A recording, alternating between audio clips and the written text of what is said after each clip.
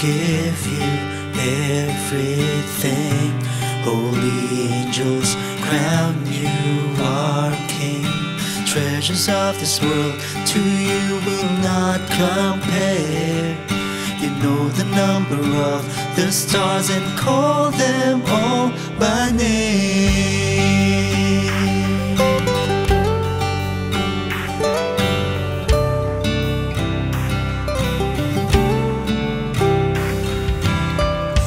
You alone created the heavenly lights. Your glory towers above the earth. Let everything in life declare your faithfulness. Let all you've done unite to worship you, our risen God. Holy, you are worthy. Your love has conquered everything. Jesus, crowned in glory, your children sing the highest praise.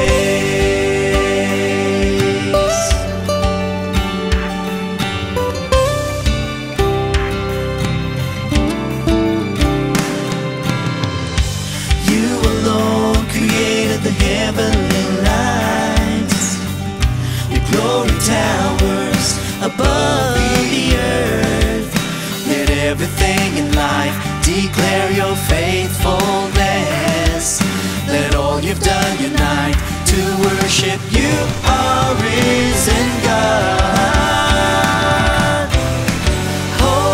Holy, you are worthy. Your love has conquered everything. Jesus, crowned in glory, your children sing the highest praise. Holy, you are worthy. Your love has conquered everything. Jesus, crowned in glory, your children sing the highest praise.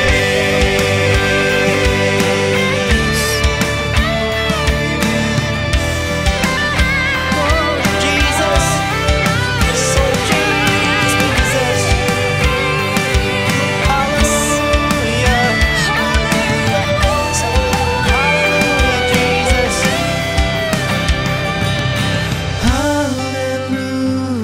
hallelujah. Hear your people sing, hallelujah.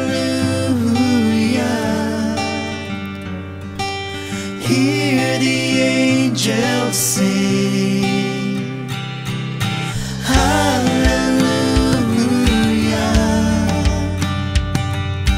Hear your people sing, hallelujah. Hear the angels sing.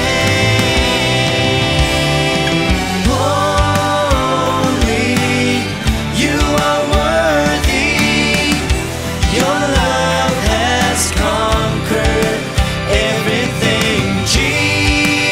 Jesus, crowned in glory, your children sing the highest praise. Holy, you are worthy.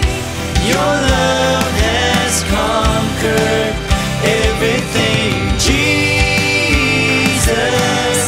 crowned in glory, your children sing the highest praise.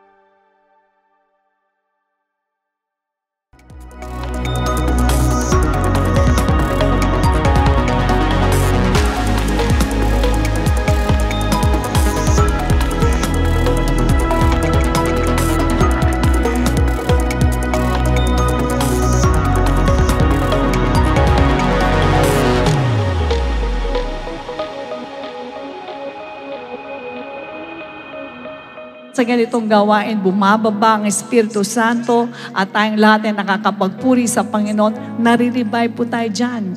Kaya itong ginagawa natin ito ay spiritual na kung saan ang nasa loob ng ating katawan ay lumalakas yung kaluluwa natin. Kaya hindi po sayang na tayo po ay nandirito ngayon.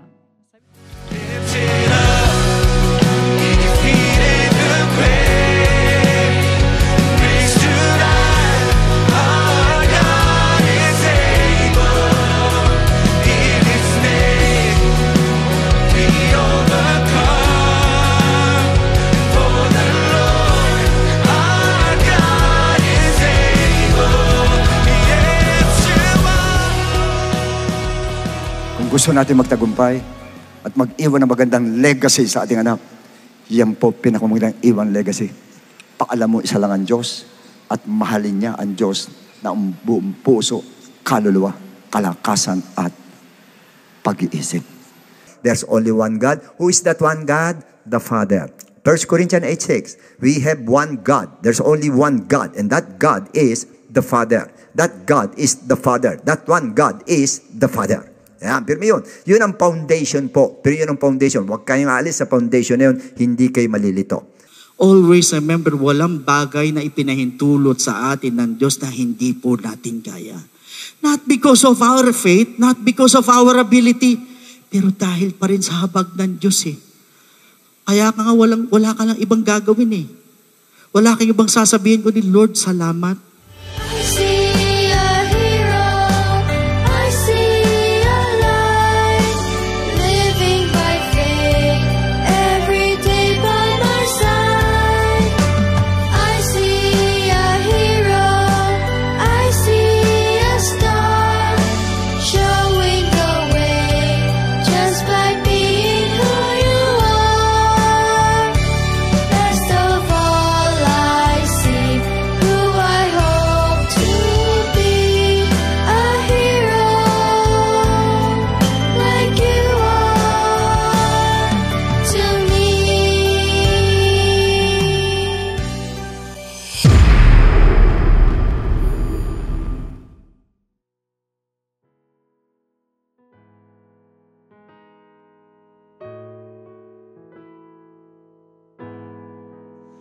Praise God! Purihin po ang ating Panginoon. Magandang araw po sa inyong lahat at sa mga kapatiran natin na nasa Luzon, Visayas, Mindanao at sa mga international extension churches natin.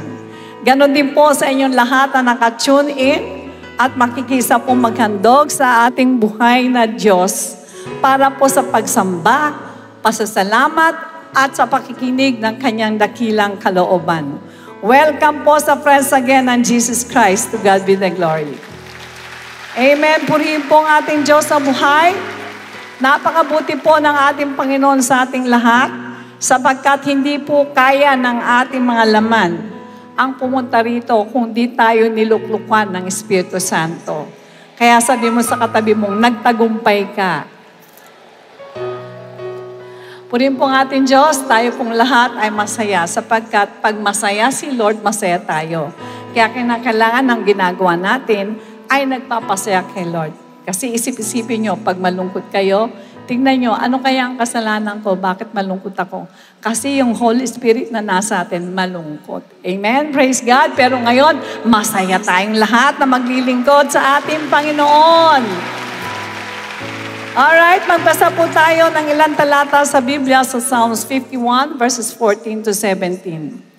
Deliver me from the guilt of bloodshed, O God, the God of my salvation, and my tongue shall sing aloud of your righteousness. O Lord, open my lips, and my mouth shall show forth your praise. For you do not desire sacrifice, or else I will give it. You do not delight in burnt offering. The sacrifices of God are a broken spirit, a broken and a contrite heart. This, O God, you will not despise. Purihin po ang Diyos, isa pong panalangin at salmo ni David sa kanya pong buhay, na kung saan alam niya na marami siyang mga nagawang kasalanan at kinakailangan niya talaga na maghandog sa ating Diyos. Pero ang sabi niya, alam ko naman, Lord, na hindi ka naman natutuwa sa mga alay ko, mga burnt offerings. Pero ang may aalay ko sa inyo, ang sacrifice ko sa iyo ay ang aking broken spirit, ang aking contrite heart.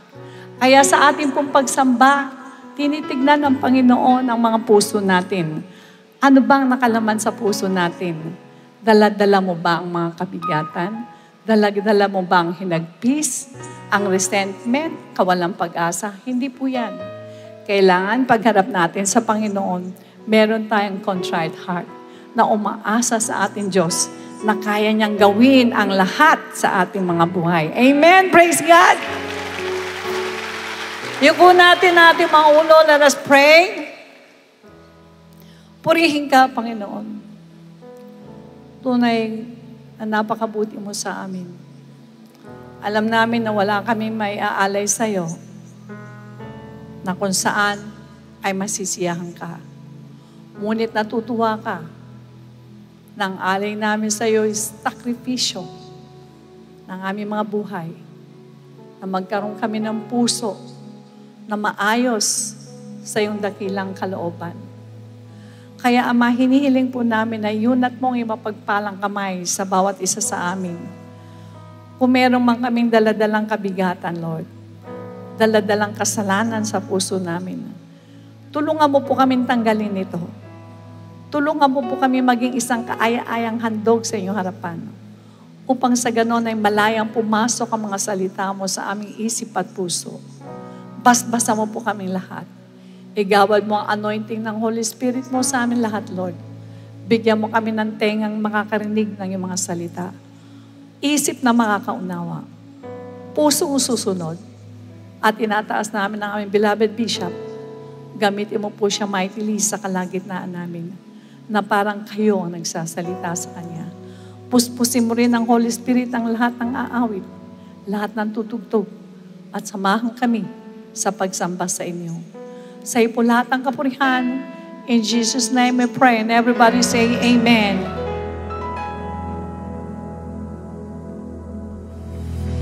Shout your praise, Church of God! Sing praise to Jesus! Sing church!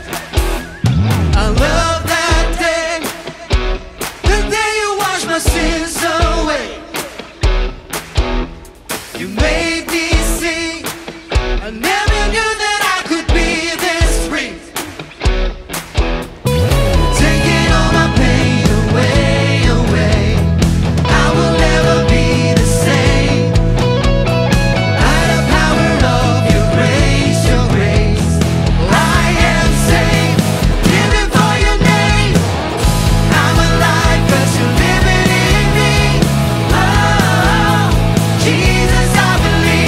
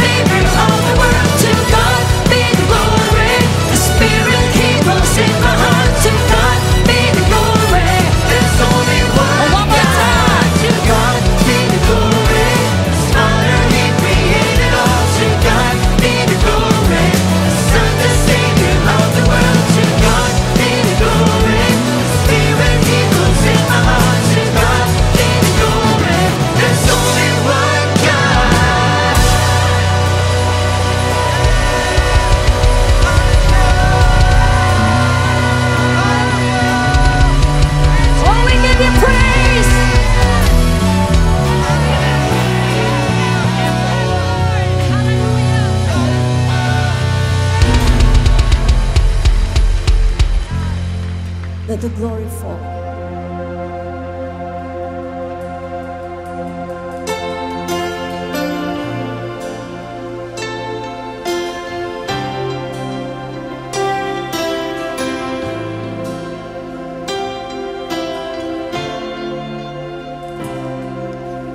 Thousand generations falling down in worship to sing the song of ages to the Lamb. All who've gone before us, and all who will believe, sing the song of ages to the Lamb. 'Cause your name is the highest, your name is the greatest, your name stands above them all. All thrones and dominions, all powers and positions, your name stands above them all. And the angels cry, all creation cries, holy, you are lifted high, holy, holy forever.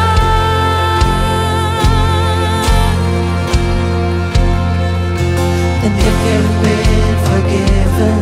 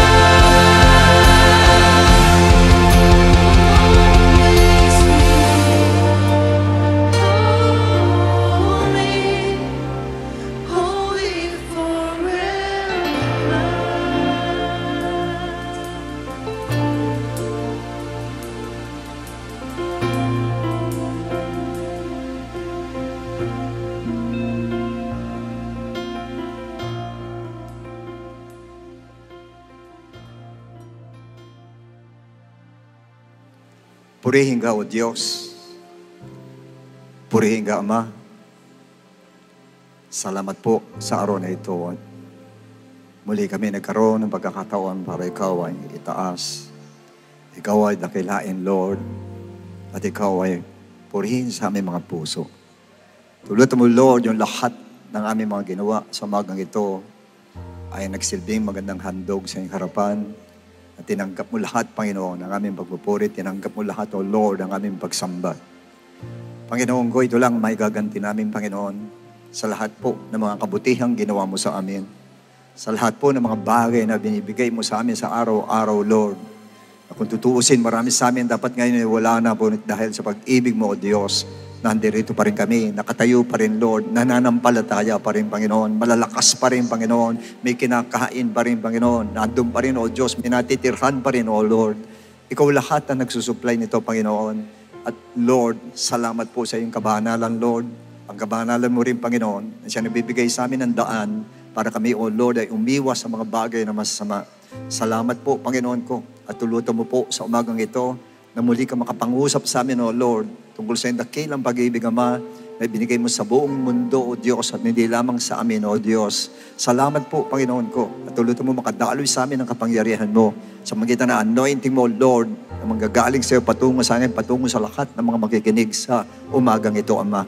Maraming salamat, Lord. At ngayon pa lang nararamdaman namin, Panginoon, na dadalo yung kapangyarihan mo, Lord. Meron kang pagagalingin sa araw na ito, Panginoon. Meron kang dadaluyan ng pagpapala, Panginoon. Meron kang dadaluyan ng kalakasan, Lord. At bukod sa lahat, may i-revive ka sa araw na ito, Panginoon. Mga anak mong umaasa sa iyo, Panginoon. At wala kami ibang asahan kundi ikaw lamang, Panginoon ko. Kaya ngayon pala, nagpapasalamat na kami, Lord, na sobra-sobra sa iyo, Panginoon, sa tagumpay na bibigay mo sa araw na ito. Salamat po, O Diyos. In Jesus' name, Amen and Amen. Purihin ang Lord, mga kapatid. At salamat po sapagkat ibig sabihin niya na itagumpay ulit tayo dahil nakarating tayo sa lugar na ito, sa araw na ito. At dapat po masaya tayo sapagkat ano man ang dinadala natin sa buhay, sa oras pong ito, ay dapat nandun pa din ang kagalakan sa atin, nandun pa rin ang kasiyahan sa atin, nandun pa rin ang kapayapaan sa atin lahat. Sa ngayon po, kompleto ang body of Christ. We as body of Christ, nandito tayo ngayon mula sa akin, hanggang sa inyo lahat ng mga leaders and workers and pastors at lahat ng mga members po natin ay nabubuo tayo pag Sunday po. Kaya sana wag tayo ma-miss natin itong mga araw na ito na sabihin natin na sa ngayon lalo't nalalapit na ang panahon. Alam natin, pag sinabi nalalapit ang panahon ay nalalapit na yung hinihintay po natin. At naniniwala ako mga ilang pikita na lang, nandiyan na po, yung naantay natin. Kaya dapat po ay maging masigasig tayo, maging excited po tayo sa bawat gawain ng ating Lord. At bukod sa lahat, dapat permit tayong masaya. Yan. Okay, yan, dapat masaya tayo po. Pag nagkikita-kita tayo, dapat masaya po tayong lahat. The book of Hebrews, chapter 6, verses 1 to 2. And therefore, leaving the discussion of the elementary principles of Christ, let us go on to perfection, not laying again the foundation of repentance from dead works and of faith toward God, and of the doctrine of baptisms, of laying on of hands, of resurrection of the dead, and of eternal judgment. In verse 4, for it is impossible for those who were once enlightened and have tasted the heavenly gift and have become partakers of the Holy Spirit and have tasted the good word of God, the powers of the age to come, if they fall away, to renew them again to repentance, since they crucify again for themselves the Son of God and put him to an open shame. In verse 10, for God is not unjust to forget your work and labor of love, which you have shown toward his name, in that you have ministered to the saints and do minister. And our subject today is entitled Labor of Love. You may all be seated, please. Now, brothers and sisters, the author of the book of Hebrew is unknown. And some say it was Paul who wrote it, and while others say Luke or Saint Luke, But in reality, no one knows who wrote this book. And this book was primarily addressed to the Hebrew Christians who suffered rejection and persecution by fellow Jews. Now, chapter 6 of the book of Hebrew can be categorized into three kinds of Christians. Number one is the shallow Christians, and the backsliding Christians, and the faithful Christians. Now in Hebrews 6, 1-2, the Bible says, therefore, leaving the discussion of the elementary principles of Christ, let us go on to perfection, leaving the discussion of elementary principles of Christ, and let us go on to perfection. Not laying again the foundation of repentance from dead works and of faith toward God, and of doctrine of baptisms, of laying of hands, of resurrection of the dead, and eternal judgment. Now, ito po ay para sa mga shallow Christians. The author said that let us leave the discussion of the elementary principles of Christ. Meaning, for the author, most probably si St. Paul, let's go on to maturity. Ibig sabihin, mag-excel po tayo. Let us develop and improve in our walk with the Lord. Why? Yan ang tanong ngayon. Second is the backsliding Christians. At dito ang tuloy po natin pag hindi tayo lumago sa ating pananampalataya. That's why Paul says, he gave a warning in verse 4 and 6. Ito po masyadong controversial to mga verses na ito. For it is impossible for those who were once enlightened and have tasted the heavenly gift and have become partakers of the Holy Spirit and have tasted the good word of God and the powers of the age to come, and if they fall away, to renew their again to repentance, since they crucify again for themselves the Son of God and put Him to an open shame. So, dito po, ang sabi ng mga preachers po ay, hindi raw ibig sabihin nito na ang isang mananampalataya ay hindi na pwedeng mawala ang salvation natin kahit nasa kasalanan po tayo. Mali po yun. Hindi po gano'n na ibig sabihin ni St. Paul. Ang ibig sabihin ni St. Paul, kayo'y nakaranas na makinig ng Word of God, tumanggap na ng Holy Ghost. At despite of the fact na tinanggap natin ito at tumalikod pa rin kayo at ayaw nyo manumbalik talaga, wala na pong repentance para sa atin po. But if we repent, pag nag-repent po tayo, we will be forgiven. Patatawarin tayo ng Lord. But if we continue in sin and enjoy sin, wala pong kapatawaran pagkaganon po. Dahil ayaw natin mag-repent po. So hindi po mawala ang salvation as long as na tayo po ay nagre-repent. Pag nagkamali, nag-repent tayo, nasa atin pa rin ang salvation po. Now, in verse 8, the scripture says, but if it bears thorns and briars, it is rejected and near to bring curse, whose end is to be burned. So, this verse speaks about the repercussions of verses 4 to 6. Kasama po yung may warning ng ating Lord. It means yung ground na kinultivate na at nabiyayaan na ng ulan, ng rain, tapos bunga nun ay thorns, saka briars pa din, o yung mga tinik pa rin po, it will be cursed. Siya pa isusumpa, and at the end of the road, burn with fire. Siya po ay susunugin. Likewise, sa ating mga Christians who continue in sin, pag tayo nagpatuloy sa kasalanan po, ang dulo po nito at hindi tayo nagsisi po ay hell po ang tuloy natin. Ako naniniwala na pwede mawala ang salvation po pag hindi tayo nagsisi po, pag nasa kasalanan po tayo. But once you repent from your sin, nag-repent po tayo at nagsisi tayo, patatawarin tayo ng Lord, balik ulit tayo mga kapatid, at sabihin natin ang Diyos natin, hindi naman basta inaalis ng Lord ang salvation. Hindi po. Ay sabihin minsan, hindi ka nagre-repent, hindi niya inaalis po. Pero pag nakita niya na reprobate na yung heart natin, batigas na talaga, ay mong tumaligod sa kasalanan, that's the time. Talagang sinabi ng Lord, pwedeng burahin ang pangalan mo sa aklat ng buhay.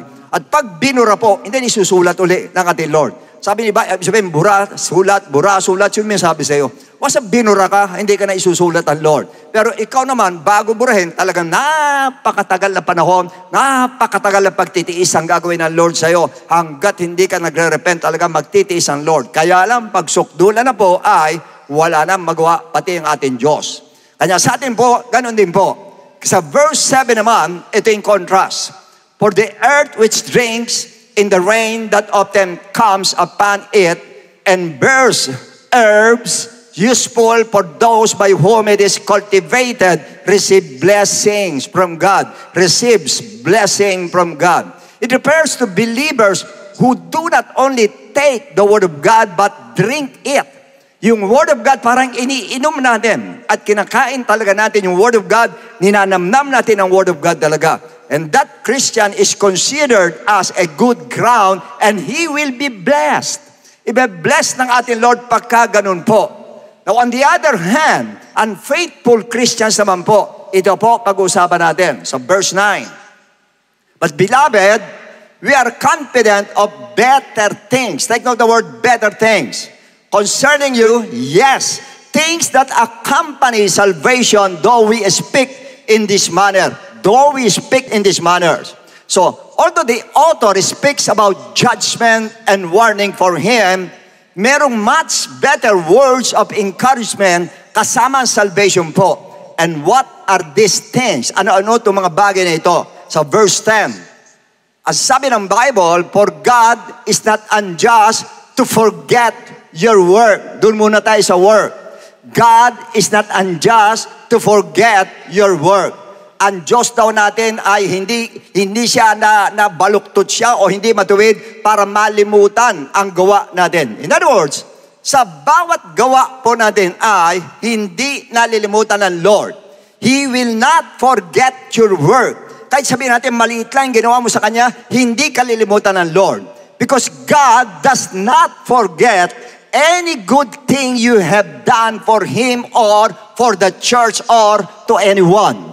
Ibig sabihin, ano man mabuting gawin mo ay yung po'y ina-appreciate ng Lord at hindi malilimutan ng Panginoon po. Best example na po sa Romans 15:26. Scripture says, for it pleased those from Macedonia and Achaia to make certain contribution for the poor among the saints who are in Jerusalem. Certain contribution for the saints. Ibig sabihin po, yun po yung gawa na tumutulong tayo sa ating kapatiran. And how we wish na sana lahat po tayo, hindi pikit ang mata natin. Hindi saradong kamay natin. Sa mga kapatiran, mga less fortunate brethren po natin na naghihirap talaga, dapat bukas ang kamay natin. Yun yung work na hindi nalilimutan ng Lord at hindi makakalimutan ng Panginoon.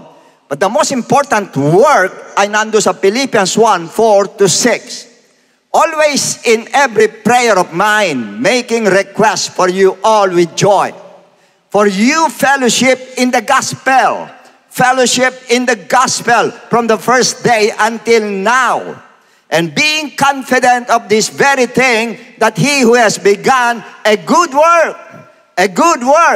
gospel ang binanggit, tapos good work, and you will complete it until the day of Jesus Christ. Now, some commentators interpret this as the work of grace, which is a good or a blessed work, or it makes us good.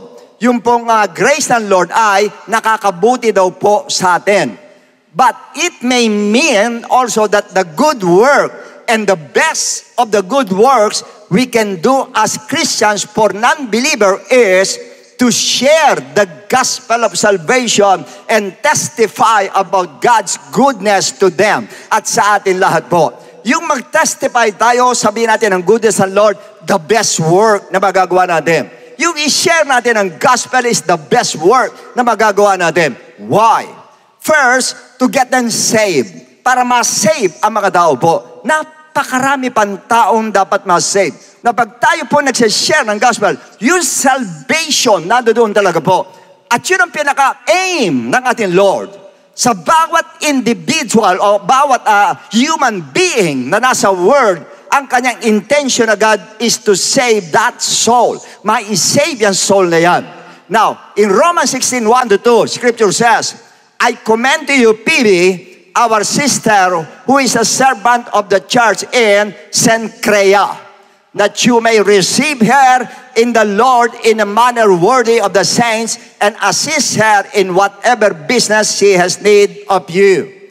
For indeed, she has been a helper to many, and of myself also. Naging katulong namin siya. Now, sa 3:4, greet Priscilla and Aquila, my fellow workers in Christ Jesus. Why?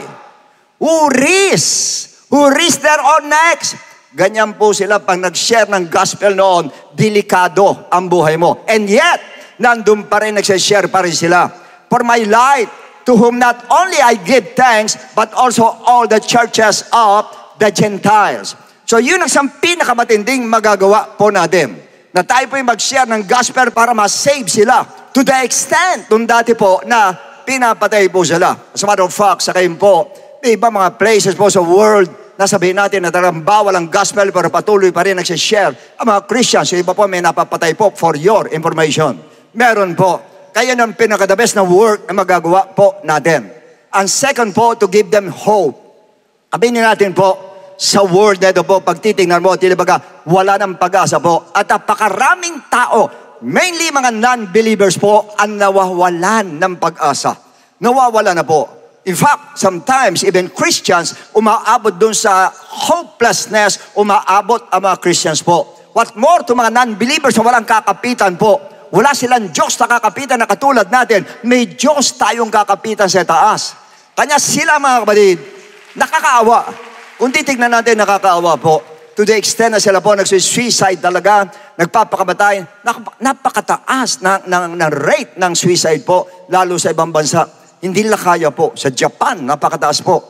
Kasi ang Japan po, yung kanilang tolerance pagdating po sa pagtitiis, hindi sila ganun po. Hindi sila matiisin. Kaya sila nagpapakamatay, agad sila mga kapatid.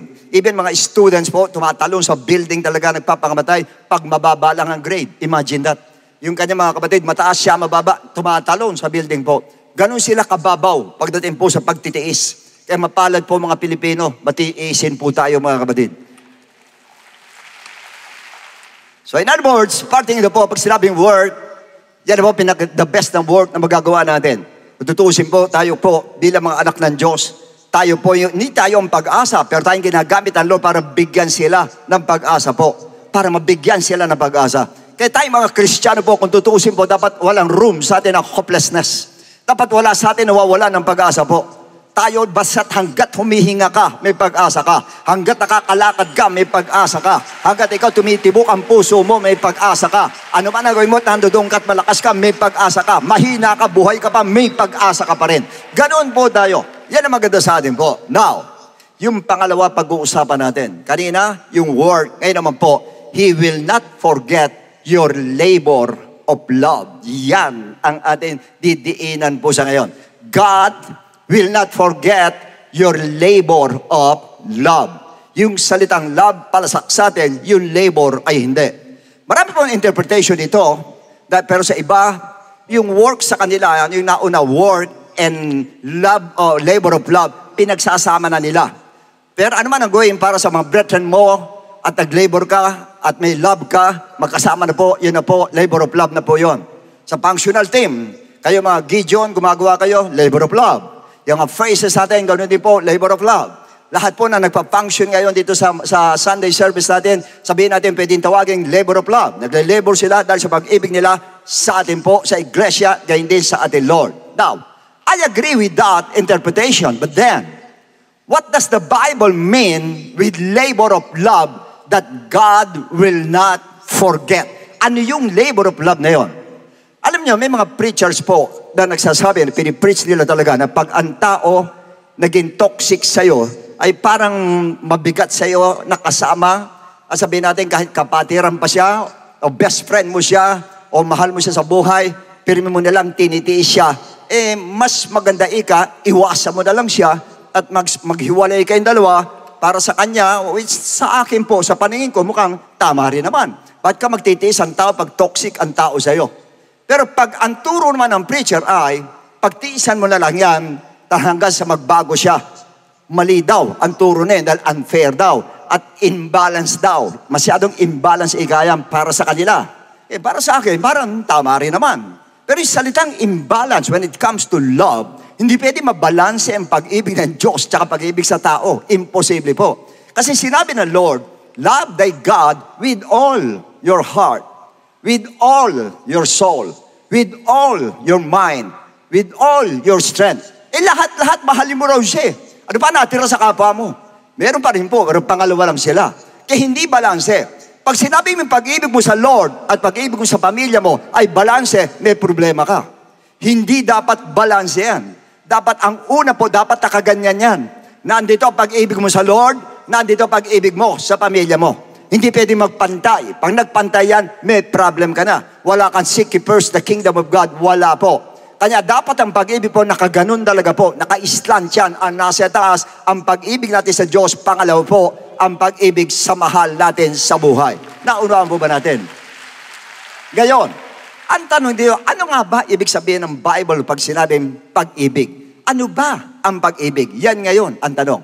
1 Corinthians 13:3. Although I bestow all my goods to feed the poor, and though I give my body to be burned, but have not love, it profits me nothing. Okay. Imagine, ha? Okay, listen to me. Ibinigay mo na lahat ang goods mo sa tao. Kasi mahirap siya. Mahirap para matulungan mo siya. Binigay mo na lahat. Pero para kay Paul, maaaring wala ka pa ding pag-ibig. At hindi lang yun. Imagine that. Yung isa po, mas matindi. Binigay mo na yung buhay mo. Ialay mo para sunugin. Maaring para sa Diyos, maaring para sa tao, pero para kay Paul, maaring wala pa ding pag-ibig. Ganong katindi. Ano yung pag-ibig na yun na sinasabi ni Paul? Imagine, binenta mo rin lahat yung lahat ng goods, binigay mo na para sa mga mahihirap, halos sinunog mo na ang katawan para ihandog sa kanila, pero bakit tila baga, pwede pa rin walang pag-ibig? Bakit tayo, pag sa atin po, pag sa mga mag-boyfriend, mag-girlfriend, mag-asawa, magkaibigan, magkasangga kayong dalawa, pag may occasion po, magbibigay tayo ng regalo. Anong klase regalo po? Minsan kahit anong regalo lang, na-appreciate natin, sinasabi natin pag-ibig yun. Lalo na po, mga kapatid, kasi pag minsan bag, ng babae, bibigyan mo ng bag. Pag binigyan mo ng bag na sabihin natin na bigyan mo ng silin, ako, tuwang-tuwa, thank you, mahal ako ng asawa ko. Yun eh. Pag binigyan mo siya ng Nine West, mahal na mahal ako ng asawa ko. Pag binigyan mo ng LV, sobrang mahal ako ng asawa ko, pagka ganon. Pero ito po, ang gusto ko i-point out dito, sa atin po, it is a sign of love. Kasi may giving eh. Lalo na may kasama pang, I love you, I love you, I love you. Talaga, andun ang love. Yun po. At merong verse po, John 3:16. For God so loved the world that He gave. Andun yung gave. His only begotten Son, that whosoever believes in Him shall not perish and have everlasting life.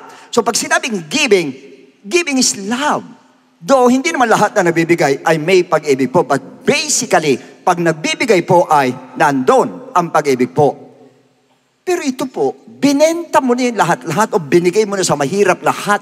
Pagkatapos binigay mo pa buhay mo, alang-alang sa Kanya. Definitely, that is love. That is love.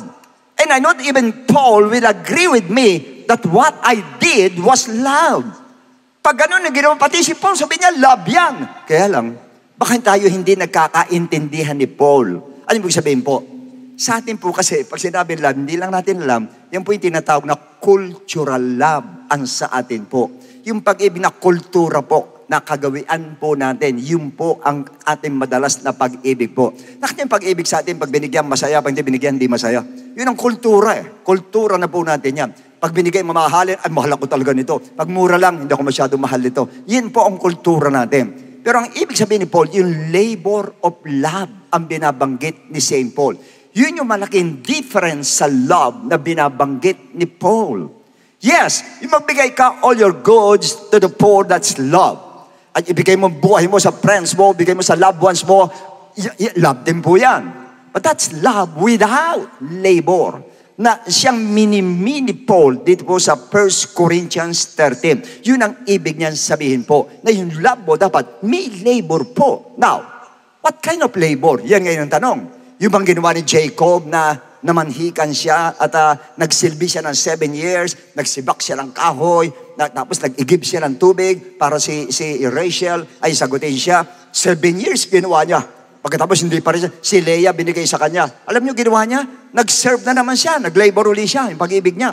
Another 7 years uli, ang ginawa niya, umigib siya ng tubig, nagsibak siya. Nung araw po, ginagawa po yan. Ginagawa po. Nagsisilbi muna yung lalaki doon sa bahay po, nagigib ng tubig, nagsisibak ng kahoy, mga gano'n, lalo sa probinsya po, bago sila makakasal po. Yun po yung kagawain ng araw. Pero what kind of labor? Ano yung sabihin ng labor? In 1 Corinthians 13:7, ito po yung sinabi ni Paul, love bears all things. Ito po ang mabigat sa lahat. Ang pag-ibig ay kinakaya, tinitiis, binibitbit ang lahat.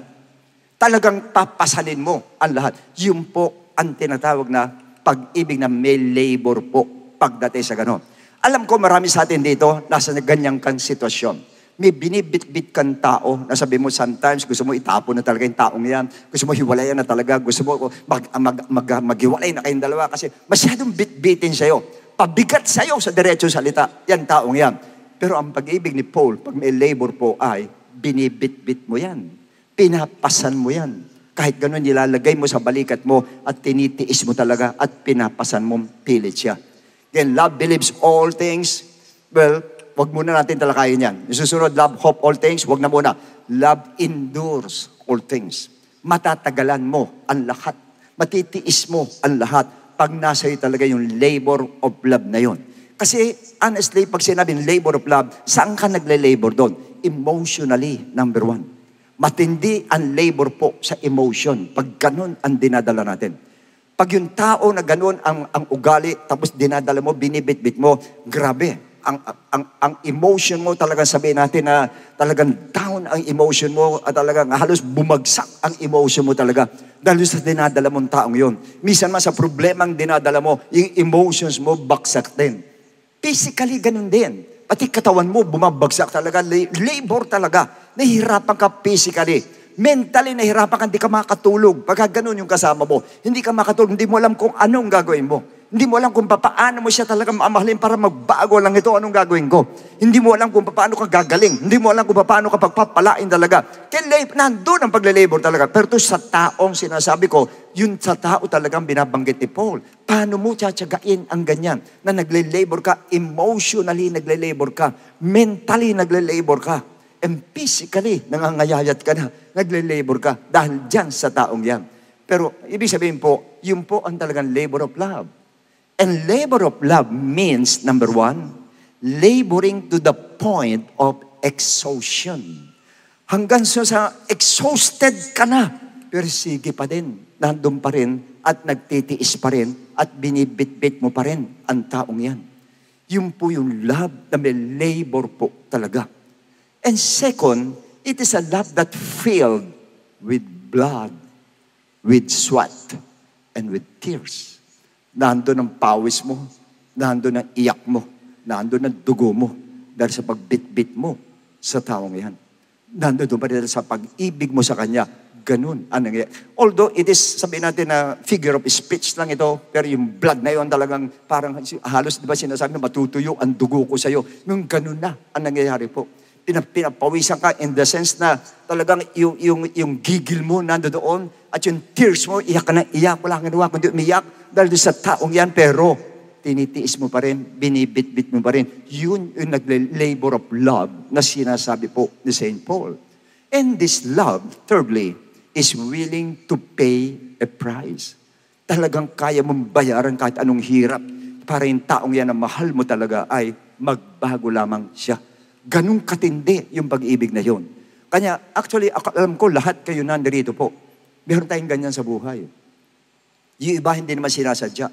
Maring iba wala siya sa sarili niya. Kanya ganun, tinitiis po yan. Wala po tayong magagawa. Bibit-bitin po talaga. Kung minsan bumibigay ka talaga pero wala ka magagawa, inalaw ng Lord yan. Ako naniniwala, halos lahat tayo nandito po. Meron tayong bit-bitin, pati kayo nanonood sa television po. Meron kayong binibibit na nagiging pabigat sa ating emotions, nagiging pabigat sa ating financially, nagiging pabigat sa buhay po natin. But then, pag sinabing labor of love, you have to bear all those things. Kailangan pasanin mo. Kailangan tiisin mo. Kailangan tagalan mo yung mga bagay na yun. Tagalan mo yung taong yun. Kasi madaling magsabing, walay na lang tayo. Ganun na lang tayo. Pero sa Lord natin, hindi po yun sa Lord natin. Hindi po ganun sa Panginoon. Kay Jesus Christ po, hindi ganun. As a matter of fact, pag sinabing labor of love, that is the love of Christ, which He displayed at the cross of Calvary, where He offered His body to be crucified. Yun po yung love na yun. Binanggit sa Isaiah 53, He has borne our griefs and carried our sorrows. Doon niya binipit yung mga kalumbayan po natin, kapighatian natin binipit niya. He was afflicted or oppressed. Inoppress siya maigi po. Alang-alang pa din sa atin po. He was wounded. Sinugatan siya. He was bruised. Binugbog po siya. He was chastised with the stripes. And He was forsaken by His disciples. In other words, He was rejected by His own people. And He was nailed to the cross. So meaning, naglabor siya through emotional pain. Grabe emotional pain na dinanas ng ating Lord. Because He was rejected and despised and forsaken by His own people. Masakit po yung ganon. Yung reject. Ang rejection po, masakit. Once ang minahal tapos nireject ka, mabigat po yun. Ang dami nagpapakamatay sa ganyan po. Dahil hindi makayanan yung pain, hindi makayanan yung emotional pain niya, hindi makayanan po. Pero sa isa po na talaga nagmamahal talaga, kaya yun. Binibit-bit po talaga. At hindi mo bibitawan sa madali sabi. Through physical pain, dinanas ng ating Lord. Lalo ng physical pain. Alam natin na inabot niya. Through mental torture, nandoon po. As man, as God, hindi alam niya lahat. But as man, hindi niya alam lahat. Eh sinabi niya, my God, why hast thou forsaken me? Bakit mo ko iniwan? Samantalang hindi siya iniiwan ng Lord. So yung kanyang mind, maari, confusion sa oras na yun, nasasakit na nararamdaman niya. Sa kabila ng nangyaring yun sa kanya, emotionally, physically, at sabihin natin, mentally talaga nahihirapan siya, nagsuffer siya, and yet, He loved us. He continues loving us, and He still loves us to the end. Hanggang ngayon, mahal pa rin po tayo ng ating Lord. Despite of the fact na mga kainaan natin. Tingnan mo, ang question pa dito when did He start loving us? Kailan tayo minahal ng Lord? Romans 5:8. The scripture says, but God demonstrates His own love toward us in that while we were still sinners. Makasalanan ba tayo? Christ died for us. While we were still sinners. And what are we before God when we were still sinners? Ano tayo nun? Number 1, tayo po'y offenders of God. Ino-offend natin ang Lord, and yet, minahal pa rin tayo. Transgressor of His commandments. Sinusuway natin ang utos ng Lord, and yet, minahal pa rin tayo. We are on the devil's side. Wala tayo sa side ng God. Dahil puro ka-demonyo na halos yung ginagawa yung mga lalaki, puro ka-demonyo yung ginagawa nung araw wala pa sa Lord. Pero minahal pa rin tayo ng Lord. We're immersed in sin. Araw-araw nandun, nabubuhay tayo sa kasalanan ng dati, sa kasinungalingan, sa lahat po. And yet, He still loved us. We're enemy of God. Kasi kaibigan natin ng Word, pag kaibigan ng Word, kalaban mo ang Diyos. And yet, minahal pa rin tayo ng Lord. At friend of this world, kaibigan natin ng world. From the time when we reach the age of accountability to the time we accepted Christ. Ilang taon yun?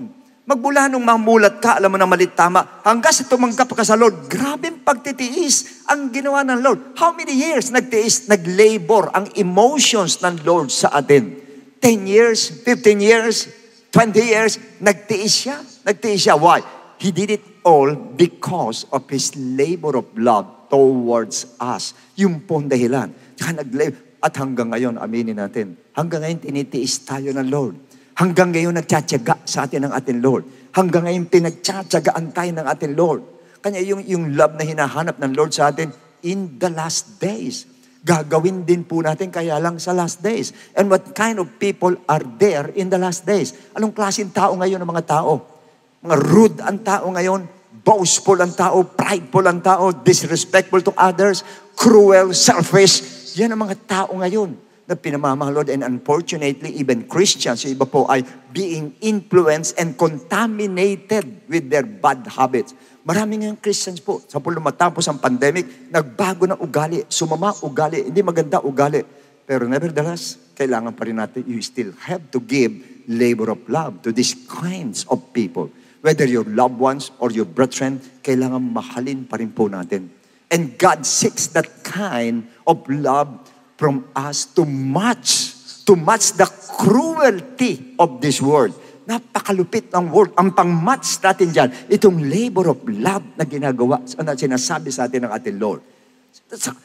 Imagine, ganito ang world ngayon, pagkatapos tayo cruel din, kaya wala na mangyayari sa world. Kaya tayo inaasahan ng Lord. Tayong lahat mga Kristiyano po, ganyan ang world ngayon. Nakikita natin, maging sa politics natin, nakikita natin. Sila nagsisiraan. Sa kumpanya, sila nagsisiraan. Even sa pamilya, sila nagsisiraan. Tayo ba naman magiging ganun pa din? Tayo mga anak ng Diyos po tayo. At yun hinahanap ng Lord sa atin, yung power of your labor of love. May power po yun. Because without labor of love, ano mangyayari po? Your relationship will not last. Hindi po magtatagal ang relationship. Kanya honestly po, huwag naman kayo masasaktan. Ilan siya yung couples ito, naghiwalay kayo. Ba't kayo naghiwalay? Wala yung labor of love. Kung nandun yung labor of love, hanggang ngayon, magkasama kayo. Pero nawala sa atin yung labor of love, sa atin yung love ng cultural love lang ang nasa atin. Mahal kita kasi mahal mo ko, pero ganyan ang ugali mo, ayaw ko na ganyan. Pagtitiisan kita, pero pag hindi na ako nakatiis, lalayasan kita. Ganon ang nangyayari po. Hindi po labor of love. Ayaw natin mag-labor pagdating sa love. Ayaw natin yung emotion natin, nahihirapan tayo. Ayaw natin physically, mentally, nahihirapan tayo. Ayaw natin. Sa ating pag sinabing love, ayun, parang naglalakad ka sa bed of roses, nando doon, nalakad ka sa red carpet, at talagang masaya kayo pareho. Hindi po ganun ang love. Hindi po ganun. Ang Lord minahal ang love, ano nangyari sa Kanya? Tayo minahal ang Lord, ano nangyari sa Kanya? Tayo nagmamahal sa Lord, ano nangyayari sa atin? Ano yung mga pagsubok sa atin na dumarating sa buhay natin? Ano? Yun po yung pag-ibig talaga. May ganun po talaga. Ang pag-ibig po ay may kasamang cross. Ang pag-ibig po ay may kasamang tinik. Hindi pwedeng wala. Kung ano yung nakita nyo sa cross of Calvary nangyari sa Lord, yan po ang tunay na pag-ibig. Dahil yan ang may tinatawag na labor of love. Yan po yan. Sa friendships, ganyan po tayo, di ba? Pag nyari, grupo kayo, isa ganun siya, ayaw mo na rin, pera natin yan, alisin natin yan, walang kwenta yan, hindi mong ganda kasama yan, pati tayo mahahawa dyan, ganun. Okay naman yun talaga, sinabi ng Bible naman kayo magkikisama sa ganun. Pero pagkapatiran po natin, hanggat may pag-asa, sige po, pagtyagaan natin, mag-labor tayo, kahit nasasaktan tayo, mag-labor po tayo. Kahit even sa relationship ng nation to nations, tingnan nyo nangyayari sa ngayon po. Pag-ibig lang, pero hypocrites ang nangyayari sa kanila. Hypocrisy, nandoon po. Kaya mamaya, kita mo, gera na agad mga kapatid. Kung meron lang labor of love, walang magigera po. Walang magigera. Kaya nakita nyo, ang dami nag-destroy ng relationship dahil sa ganun po. And unfortunately, we always aspire Christ-likeness. Gusto natin. By way of His miracles, gusto natin. Yung kindness niya, gayahin natin. Mercy niya, gayahin natin. Attitude towards people, gusto natin gayahin din. But we fail to imitate His labor of love, which heavily counts as Christ-likeness. Pag sinabing Christ-likeness, yung katulad ni Kristo, yun dapat ang nasa atin. Yung labor of love dapat nasa atin po. Yan ang number one, kopyahin natin kay Jesus Christ. Hindi po yung miracle niya, yung healing niya, naawa siya, okay naman yun, naawa ka, pero pwede kung maawa, wala kang pag-ibig, awa lang. Ang hindi yan ang gusto ng Lord. Ang gusto niya talaga yung nag-labor tayo sa pag-ibig natin alang-alang sa kapatiran, alang-alang lalo na sa family. Imagine the possibilities if we can apply the labor of love. Grabe po sa loob ng church. Ang ganda na loob ng church. Sa loob ng family. Ano sa palagay niyo mangyayari sa loob ng family pag lahat nag-labor of love? Nandun yung labor of love sa atin. Mula sa tatay, sa nanay, sa mga anak, nandun ang labor of love. Nagkakatiisan, nagkakaunawaan ng buong puso na hindi napipilitan ko din buong puso. Sa katrabaho mo, sa business mo, sa mga friends mo. Tapos nandun ang labor of love. Our lives will obtain the real kingdom of God on earth. Yung sinabi ng Lord, our Father who art in heaven, hallowed be thy name. Thy kingdom come. Thy will be done on earth as it is in heaven. Yun ang mangyayari sa atin. Nasa world ka pa lang, kala mo nasa kingdom of God ka na. Nasa family ka pa lang, kala mo nasa kingdom of God ka na. And speaking of family, dapat po sa loob ng bahay, kingdom of God, dapat po ang loob ng bahay. Dapat ang kingdom of, ang loob ng bahay is a place of peace. Peace of mind dapat nandoon sa atin. Pag nasa loob ng bahay, yung harmonious relationship dapat nasa loob ng bahay po. Kasi di ba minsan pagod tayo sa trabaho, nagtrabaho ka, tapos uuwi ka. Pag uwi mo, gusto mo yung payapa ka. Nakaka-relax, hindi lang yung physical mo. Ang mind mo, relax ka. Nandiyan yung asawa mo, nandiyan yung mga anak mo, yung madasabi, nagkikwentuhan kayo, tapos masaya kayo, ba nagkikwentuhan. Ang gandang tignan, baga ganun po. Yun ang kingdom of God on earth. Nasa atin po. Kasi pagdating ng bahay, pagdating ng isa, walang tibuan, pagdating doon, angilan, o naghahain ka na ba? Ganun ang mga sigawan. O, andyan na. Mga sigawan. Hindi maganda. Napakaganda pag yung love, nandoon, tsaka wala pong taguan dito. Wala yung karga na tinatawag. Ang ganda sa loob ng pamilya, walang karga. Ngayon po, karamihan sa mga pamilya, ngayon may mga bitterness, tinatago doon, may tampo, tinatago, may selos, tinatago dito. Ano ini-expect po nating relationship? Ano ini-expect nating atmosphere pag ganun sa loob ng bahay po? Pag ganun ang nasa atin po. Pag nandito walang tiwala sa isa't isa, ano mangyayari po? Wala po, wasak. Hindi buo pamilya namin, magkakasama kami. Hindi ko mo magkasama kayo, buo pamilya nyo. Yan ang tandaan ninyo. Hindi ibig sabihin na andyan si tatay, nandiyan si nanay, nandiyan si ganun. Buo pamilya. Hindi po. Ang sinasabing buo ang pamilya, doon sa loob ng pamilya, nandun ang labor of love, ang pag-ibig ang umiiral doon sa loob ng tahanan. Andun ang discipline, pero nandun ang pag-ibig, nandun ang unawaan. Alam niyo, grabe ang peace of mind. Gusto mo umuwi por me sa bahay, pagka ganun. Bakit may iba sinasabi, mga lalaki? At gusto ko, doon na lang ako sa trabaho. Sa bahay, hindi ako mapahinga niyan. Buti pa sa trabaho. Ayun. Ayun ang nangyayari po. Imbis sa bahay. Dapat ang bahay po parang kingdom of God. Ang bahay po natin. Parang paradise ang bahay po natin. Na nandun ang kagalakan, nandun ang kasiyahan, nandun ang unawaan sa isa't isa. Nandun ang bitbitan. Lahat sila, nagbeber lahat sila. May pasang lahat sila. Beber ko kahinaan mo, beber ko kahilaan ko. Yun sabihin, kahinaan mo, beber ko. Sa akin naman, iber mo naman. Bitbitin mo yung kahinaan ko, bitbitin ko kahinaan mo. Ganun eh. Yun na dapat bitbitan tayo ng kahinaan po. Kasi hindi mawawala ang kahinaan po. Nababawasan lang yan, nababawasan. Pero nandun pa rin po. Huwag niyo isipin, anak kay Kristo'y bago na lahat, wala na yung dati. Proseso po yun, proseso. Hindi po instant yun. Pagtanggap po kay Lord, wala na yung masama ugali. Minsan nawawalang bigla, dahil excited ka, kalauna kita mo, unti-unti, bumabalik ulit, nagigising, bumabalik ulit. Doon na papasok na yun, yung love na yan. Doon na po papasok po. Kanya po yung old man natin, hindi po totally nawala. Natutulog lang ang old man. Na any moment magigising yan. Any moment maiiral uli yan. Nakita mo sinasabi natin sa pambira ka, para hindi mananampalataya. Hindi mo lang umiral ang old man niya. Ganun ba dapat ang sabihin natin? Hindi ganun. Kasi ikaw din, hindi mo alam. Minsan ganun ka din. Minsan umiiral din yung dati mo na hindi mo alam. Hindi lang siguro sinasabi sa'yo nung kasama mo. Dahil takot sa'yo. Pero umiiral. Yun ang masama. Yun ang masama. Speaking of kasama. Speaking of kaibigan, ang tunay na kaibigan, sasabihin sa iyo kung ano yung maling ginagawa mo. Yun ang kaibigan po. Eto, huwag kayo magagalit ha. Pag ang kaibigan mo, tango lang ng tango sa iyo, mali na ginawa, tango pa ng tango sa iyo, hindi mo kaibigan yan, kaaway mo yan. Kaaway mo yan, hindi mo kaibigan yan. Ang tunay na kaibigan, i-straighten ka sa mabuting paraan. Sis, mali yung ginawa mo. Hindi ganun dapat. Ganun dapat ginawa mo. Ganun dapat ginawa mo. Yun po ang tunay na kaibigan. Kasi tayo, gustong-gusto natin, yung kaibigan natin, pag anong gawin natin, oh, di ba, tama ako? Oo, tama ka. Gumawa ka naman, oh, di ba, tama ako? Oo, tama ka. Yun ang gustong-gusto natin kasama. Hindi mo alam, para kasi, silbang king ito, si King Asap ba yun? Si King Asap? Si King Micaiah? Meron siyang prophet. Yung asawa ni Jezebel, meron siyang prophet kung ano sabihin. Lahat ng prophet yung sinasabi, puro mabuti sa kanya. Lahat yung 450 prophets, lahat yun, sinasabi yun. Sige, lumuso po kayo, mananalo kay Mahal Hari. Tama gina. Unison yung 350 unison. O mahalari, tama ang ginagawa nyo. Mahalari, mananalo kayo. Mahalari, pagpapalain kayo. Puro yun ang sinasabi nun.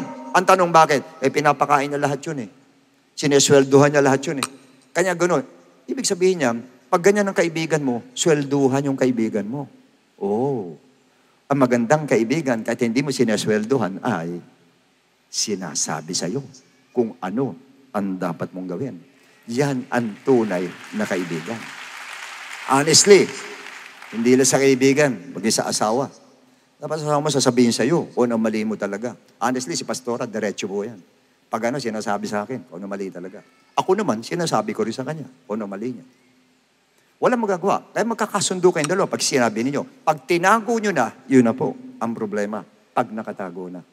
O kaya ito sinasabi ng Lord sa atin, dahil ang gusto ng Lord, nandito tayo sa world, dapat ma-enjoy natin ang buhay natin sa world. Alam niyo yung ma-enjoy natin dahil wala ng kasamaan, peace of mind matindi, security ng bansa matindi. Ay, wala na pong ganun. Huwag kayong maghanap ng ganun. Peace of mind, gagawa tayo ng sariling peace sa atin. Sinabi ng Lord sa John 14:27, my peace I give to you.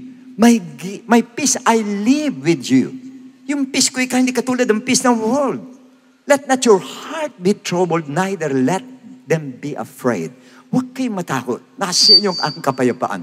Pero yung kapayapaan na yun, nakukuha po pag yung pag-ibig nandoon po. Pag yung labor of love nandoon po, doon natin nakukuha po yung pag-ibig na sinasabi sa atin ng ating Lord.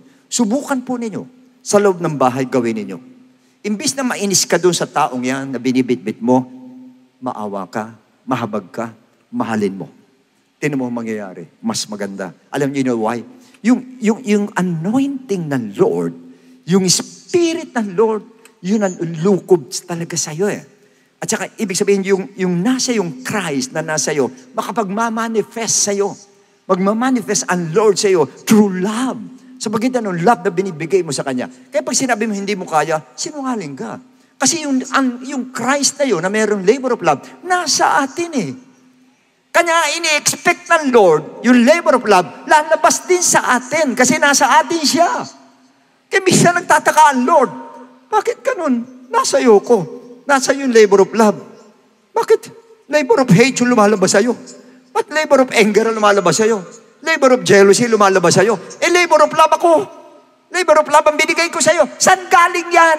Yan ang tanong ng Lord. Samantala nasa atin ang Lord. Na dapat yun na lumilitaw sa atin. And how I wish na sana ganun tayo po. Kung ganun lang tayo, ang ganda. Hindi ko sinasabing ganun ako, pero ang ganda pagka ganun po. Ang ganda. Minsan ako ganun, minsan hindi. Minsan ganun, minsan hindi. Medyo inconsistent. Maganda po kung consistent talaga. Nagganon ka talaga, na yung labor of love, nandoon, naglalabor ka. Kahit minsan nasasaktan ka na, sige na, pinalalagpas mo na lang. Sinasabi mo mali, pinalalagpas mo. Ginawa na naman, sa madali sabi, pray ka na lang sa Lord talaga. Tapos kausapin mo siya uli. Sabi, wala ka. Yun yung pag-ibig na hindi napapagod. Yun po yun. Kasi may palabas, kasi nanonood kayo ng palabas ano bang palabas yun? Ang pusong napapagod, sabing ganun. Ang pag-ibig na napapagod. Huwag kayong manonood ng ganun. Ang panoorin nyo, ang pag-ibig na hindi napapagod. Yan ang panoorin nyo. Parang yung pag-ibig natin, hindi napapagod. Talaga consistent, talaga. Kumbaga sa runner, diretso pa rin. Yun ang dapat heart natin. Kasi minsan doon siya nasabi, pagal na ako, pagod na ako, ayoko na. Hiwalay na lang tayo. Padating nyo, may dalang divorce paper pa. Oh God, wag. Huwag niyong gawin. Para ka hindi Christian pagka ganyan. Dapat po nasa heart natin yung patin. Sa kabila minsan nasasaktan ka na, sige po, ganun pa rin. In fact, ano yung pag-ibig na nasa atin? Alam natin lahat po. Romans 8:35. Who shall separate us from the labor of love of Christ? Shall tribulation? Tribulation ito. Sa iyo, asawa mo, ugali lang. Ito, tribulation. Distress. Persecution. Famine, nakedness, peril, sword, espada. Papatayin ka nun. Next.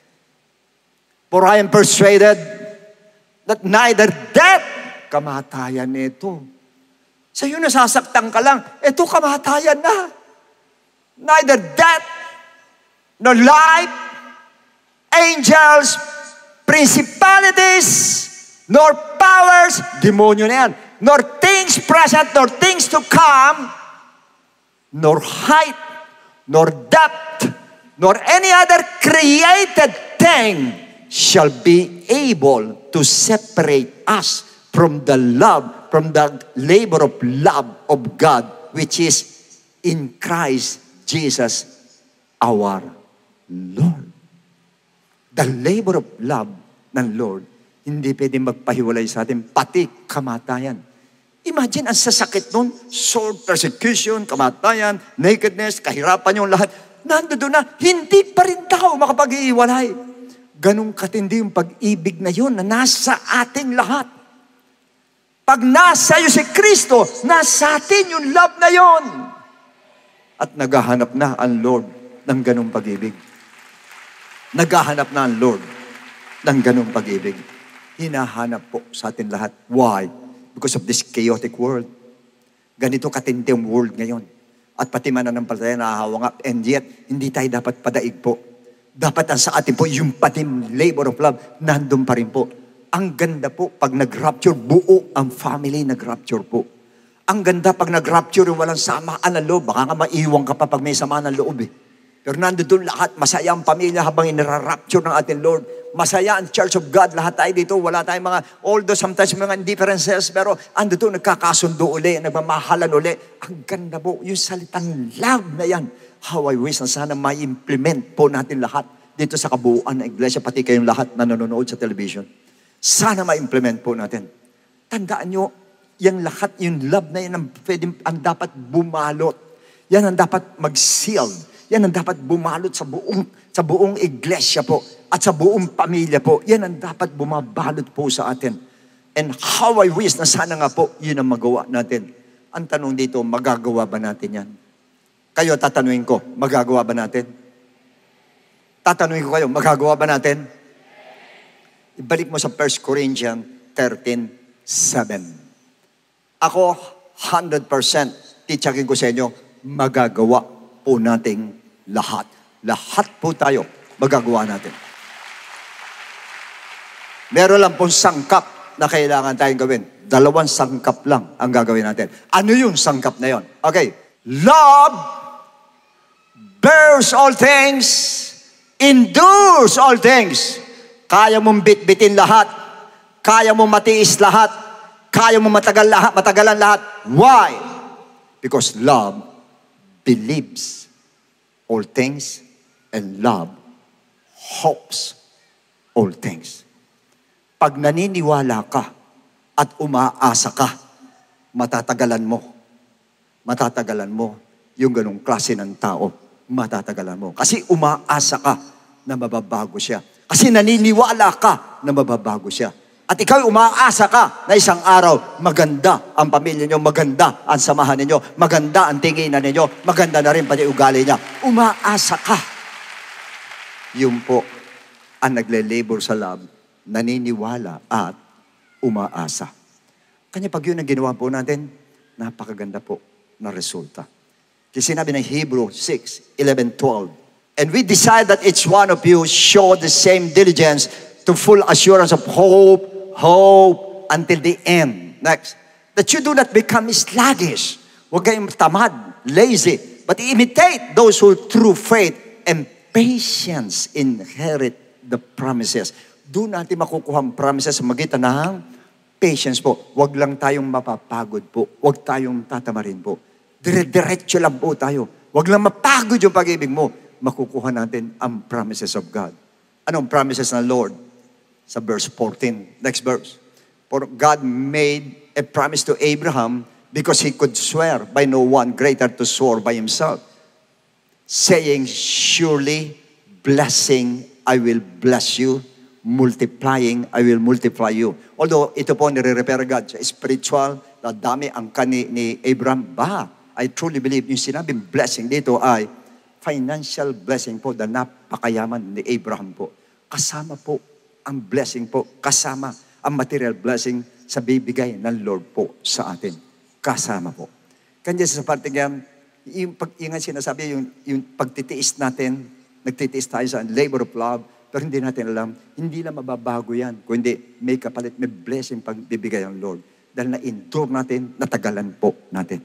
At uulitin ko ulit, sa panahon ngayon, yan na po hinahanap ng Lord sa atin. And how I wish na sana tayo rin naghahanap ng ganyan. Sana yan din hinahanap natin sa sarili natin. Mismo sa sarili natin, hanapan natin. Yung sarili natin, hanapan natin na tayo po yung magkaroon ng labor of love, tayo mismo sa sarili natin. Pag hinanap mo, gagawin mo. Pag ginawa mo, dun mo makukuha yung sinasabing kingdom of God nandirito sa earth o nasa loob ng yung mismong tahanan nandoon mismo. Pag-ibig po. As a matter of fact, dapat ay pipreach ka about the member of the body of Christ, pero pinalit ng Lord sa akin ito po. Tingnan ko kung may pipreach ko yan kasi kasama doon yung do you not know. Sinabi ko itutuloy ko sa inyo, pero hindi ko na ituloy dahil siningit ng Lord itong topic na ito. Kaya sa parte nga siguro yan ang kailangan natin, kaya binigay ng Lord sa atin. Talagang lahat tayo dapat mag-labor tayo pagdating sa pag-ibig po. Without labor, tandaan ninyo, hindi pa rin yun ang tunay na pag-ibig na sinasabi ng ating Panginoon. At ulitin ko, kaya natin gawin una dahil nasa atin ang Lord. Pag nasa atin ang Lord, nandun ang pag-asa, nandun ang paniniwala na mababago po ang ugali. Kahit sino pa siya, kahit ano pa siya. Actually, dami ko nakita dito mag-asawa, dati ganun, ngayon, ang ganda na ng ugali. Mas maganda pa ugali rin sa asawa niya. Gumanda ugali niya. Magkaibigan, dati ngayon, ang ganda na ng ugali. Mas maganda po sa mga kaibigan niya na tumutuligsa sa kanya. Talaga nababago po. Kasi ang Lord ang mag-change. Wala pa pwede mag-change na kundi ang Lord lang. Pero kikilos ang Lord. Pag nakita niya, ito yun Okay, listen to me. Kikilos ang Lord pag nakita niya yung sarili niya sa'yo. Pag yung sarili niya, si Christ, nakita niya sa'yo, ayun, doon kikilos ang Lord. Dahil si Christ, nandun yung labor of love na gusto niya ipakita natin sa iba para si Kristo ang makita niya sa atin. Si Jesus Christ. Natanda ko si Jacob saka si Esau. Akala ni Jacob papatayin siya. Pero magkita sila, ang bait ni Esau sa kanya, niyakap pa siya, naghalikan sila magkapatid, hinalikan siya dito po sa pisngi, naghalikan sila magkapatid. Tapos, ano sabi ni Jacob? Para ko nakita sa'yo ang Diyos. Kasi si Esau nagpatawad sa kabila ng, imagine, ang inalis sa kanya, blessing. Nung araw po, pag inalis ang blessing, wala nang blessing na darating sa'yo. Pero gayon pa man, binless pa rin siya ng Lord. Kaya galit na galit siya kay Jacob. Pero magkita sila after plenty of years, marami po yan Pero nung magkita sila, niyakap niya yung kapatid niya. Ang sabi ni Jacob doon sa kapatid niya na nagkasala ron, nagkasala siya sa kapatid niya, yun ang sabi niya, nakikita ko ang mukha ng Diyos sa'yo. Ganon din po sa atin. Pag nasa atin ang labor of love, hindi tayo na nakikita. Si Kristo na po ang nakikita sa atin po. Si Christ ang nakikita sa atin. Kaya minsan tatanungin, where's Christ? Asan si Lord? Lord, nasaan ka na? Tignan mo yung katabi mo kung makikita mo. Si Kristo na. Nandiyan sa katabi mo. Si Kristo na sa katabi mo. Hindi nga lang nakikita. Pero kung lulutang yung labor of love, makikita mo si Kristo sa Kanya.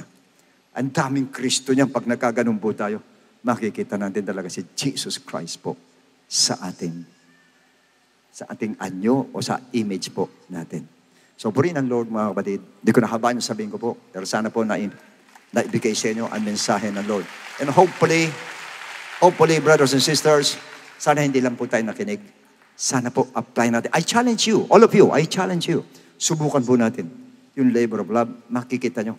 Doon yung madadama yung spirituality mo. Doon mo maramdaman na spiritual ka talaga. Pag gano'n, madadama mo spiritual ka. Pag gano'ng klase ng pag-ibig na ang binigay natin sa ating mahal sa buhay, maging sa kaibigan natin, maging kanino man. Shall we all stand, please? Tumayo po tayo. Manalangin po tayo. Pikit natin ating mga mata. Diyos na nasa langit, ngayon po'y pinahatid mo sa amin ang mensahe mo.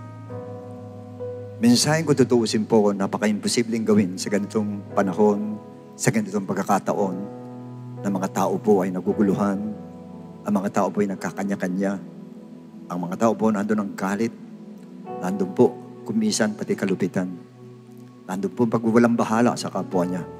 Pero yung pa rin ang hinahanap mo sa amin, Lord. Ang magmahal kami, Panginoon, na nandun ang labor of love sa amin po. Alam namin, Panginoon, na sinabi mo sa amin ito dahil ito ang nararapat namin gawin. Kaya lahat kami nandarito, Lord, magkakapit kamay, Lord. Padaluin mo sa amin, Lord, ang pag-ibig mo na yun, Lord. Padaluin mo sa bawat isa, Panginoon. Na dito pa lang sa loob po ng bahay-sambahang ito, Lord, maramdaman na namin yung ganong klase ng pag-ibig, Ama. Maging sa lahat na nanonood ngayon sa television, Lord, kung meron man nagkapit kamay, padama mo rin sa kanila, Diyos, yung pag-ibig na yun, Lord. Alam ko, Panginoon, napakaraming pusong uhaw. Hindi po uhaw sa tubig, hindi uhaw sa pagkain, hindi uhaw sa karangalan, hindi uhaw sa pera, kundi uhaw sa tunay na pag-ibig, Lord, na sa iyo lamang magagaling, Ama. Hinihiling ko sa iyo, Panginoon, padaluin mo sa amin lahat, Lord, sa aming mga kamay, sa aming mga puso, mula sa aming puso itong pag-ibig na ito, Diyos, nagkaling sa iyo, Ama. Para ito po ang uwi namin, pag sa aming pag-uwi, Lord, mabaon namin, at ito po maikalat namin sa loob ng aming tahanan, maging sa aming sa labas, sa aming opisina, sa aming pinapasukan, maikalat namin ang tunay na pag-ibig, Lord. Panginoon ko, dito sa kami sa ganito nag-iilaw pag nakikita ang pag-ibig mo.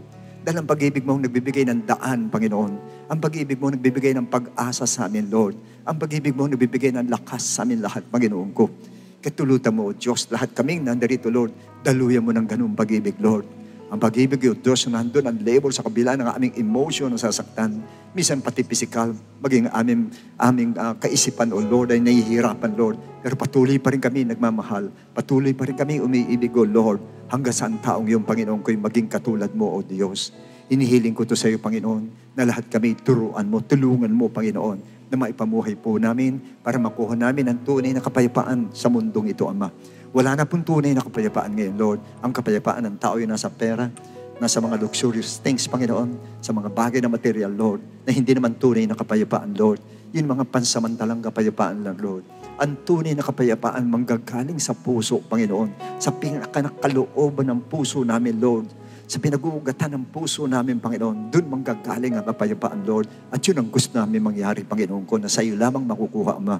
Kaya tulutan mo sa aming kapit kamay na ito, dumaloy po itong pag-ibig na ito at maibigay namin sa iba, Ama.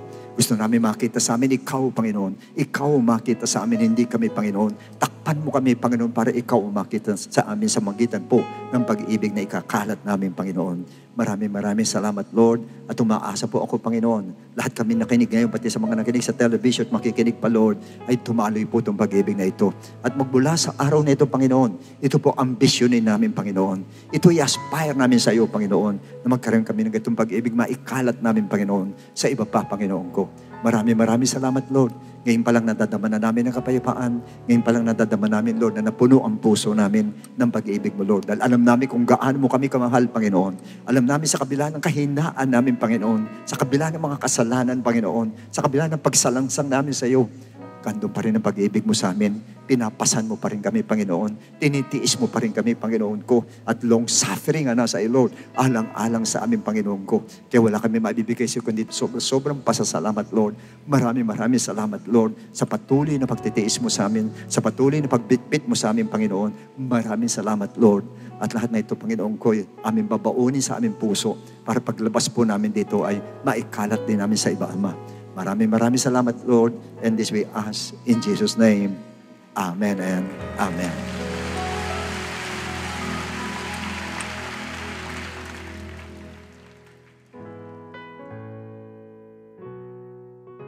Praise God. Maraming salamat po sa ating Panginoon for His message. Ngayong umaga na naniniwala po ako talagang tayo pong lahat ay na-enlighten muli. Amen po ba? Amen po, mga kapatid. So muli na naman tayong tinuruan ng ating Panginoon about the types of Christians, of course, kung paano po natin sisikapin na mag-grow, mag-mature sa pananampalataya. At hindi lang po ito, kinausap po tayo ng ating Panginoon on how we should show a labor of love na hindi niya po malilimutan. So it's not just about yung giving material things, of course, para tulungan po ang ibang tao, but it is about displaying love that bears all things, believes all things, hopes all things, and endures all things. At kapag nagawa naman po natin ito ng buong puso, of course, siguradong the Lord will not forget ito pong magandang bagay nito that you have done for Him and para sa ibang pong mga tao. So sa pagkakataon naman pong ito, sa lahat na aming pong mga bisita na nandito, unang-una, maraming salamat po sa pagpapaunlak po ninyo sa mga naganyaya po sa inyo dito. I hope that you're all blessed. Ganyan po sa lahat po ng ating po mga first-time viewers. So, pahintulot po ninyo na mapaglingkuran namin kayo ng buong buo. So, gusto po namin pong i-share po sa inyo or ipadama po sa inyo ang pag-ibig po ng ating Panginoong Hesukristo na napakahalag po na kailangan po natin sa panahon po natin ngayon. So, sa pagkakataon mo ito, allow us to share with you yung pag-ibig ng Lord sa pamamagitan po ng ginawa niya sa Cross of Calvary, yung po tinatawag na Gospel of Jesus Christ na kailangan po natin paniwalaan at sampalatayanan para tayo po yung maligtas. So please listen to me sa lahat ng mga bisita po na nandito. Konting oras lang po ito, ganyan po sa ating po mga first-time viewers. Pag sinabi po natin kaligtasan, ang sabi po sa Ephesians chapter 2 verse 8, "For by grace you have been saved through faith." Malino po na sinabi ng talata that we are saved by grace through faith. Kaya lang po ang tanong, saan po tayo mananampalataya at maniniwala? That is the question. It is found in 1 Corinthians chapter 15 verses 1 to 4. It is about the death of Christ, the burial of Jesus Christ, and the resurrection of Jesus Christ. Yan po yung gospel of Christ na tinatawag. Yung pong death, burial, and resurrection. Yan po yung ginawa ng ating Panginoon sa Cross of Calvary na kailangan po natin sampalatayanan at paniwalaan. Kaya lang po ang tanong is believing enough. Pag tayo po may naniwala na nampalataya, wala na po tayong gagawin. Tutuldok na po tayo or hihinto na po tayo doon. Alam niyo po ang sabi pa sa 1 Peter chapter 4 verse 17 sa bandang baba po ng talata, "What will be the end of those who do not obey the gospel of God?" Ano daw ang katatapusan? Ano daw ang dulot doon sa hindi sumunod sa gospel ng ating Panginoon?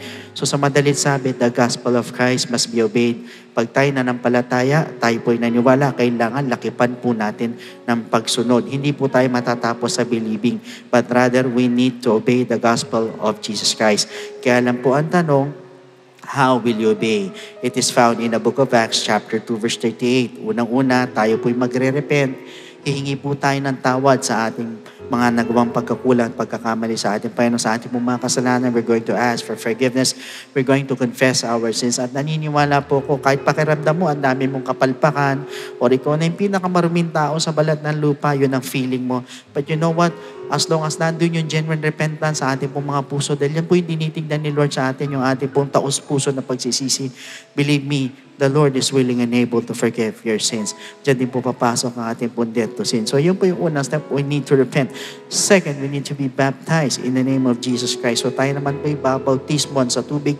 So ilulubog po tayo sa tubig in the name of Jesus Christ po yan. At ang sabi po sa Romans chapter 6 verse 4, "Therefore we were buried with Him through baptism into death." Ulit ko, we were buried with Him through baptism into death, that just as Christ was raised from the dead by the glory of the Father, even so we also should walk in newness of life. So sa madalit sabi, we need to be baptized in the name of Jesus Christ. And take note, hindi po ito pag-aalis ng dumi ng katawan, kundi ito po yung nag-aalis po at naguhugas po ng ating po mga kasalanan. At kaya po tayo nagbabautismo.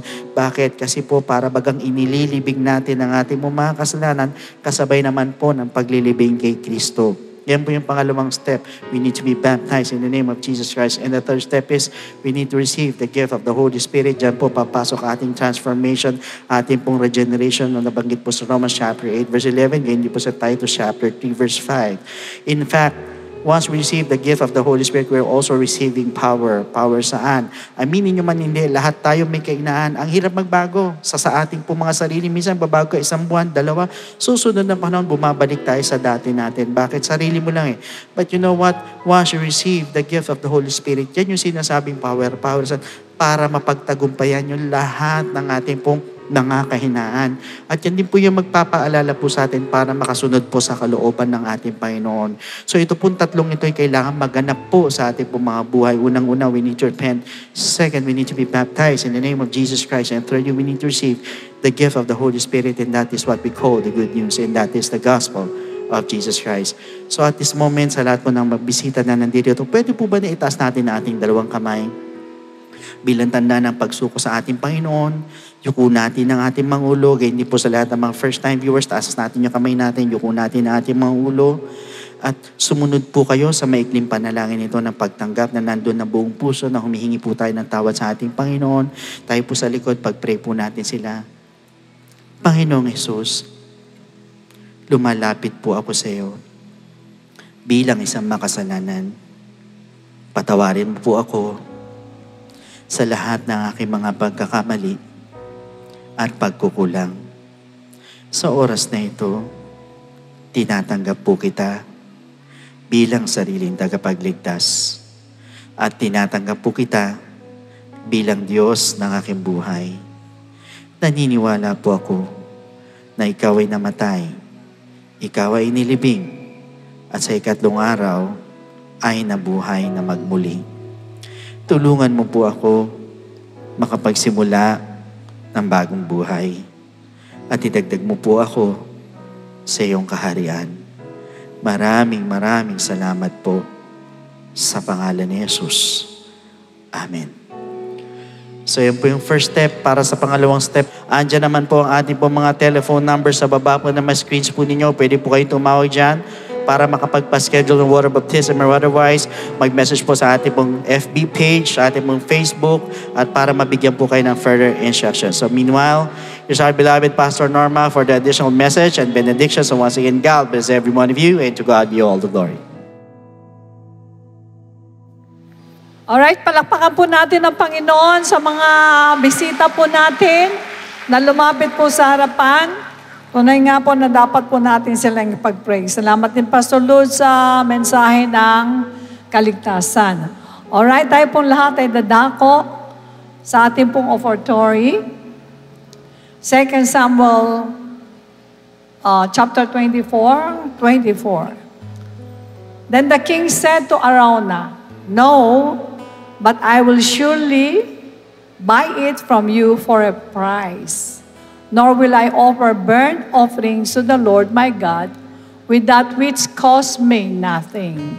So David bought the threshing floor and the oxen for 50 shekels of silver.